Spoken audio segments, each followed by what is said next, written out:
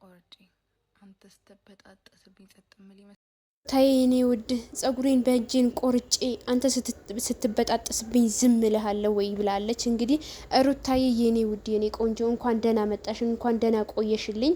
ይሄው የቲክቶክ ቤተሰቦቿ እንግዲህ ተዘግተዋል። አብርሃም ደግሞ ቲክቶክዋን ሽጠዋል ምናምን ያላችሁ እያወራችሁ ለነበራችሁ በእርግጥ ዘግታው ቢሆንም ግን አልተሸጠም አለ።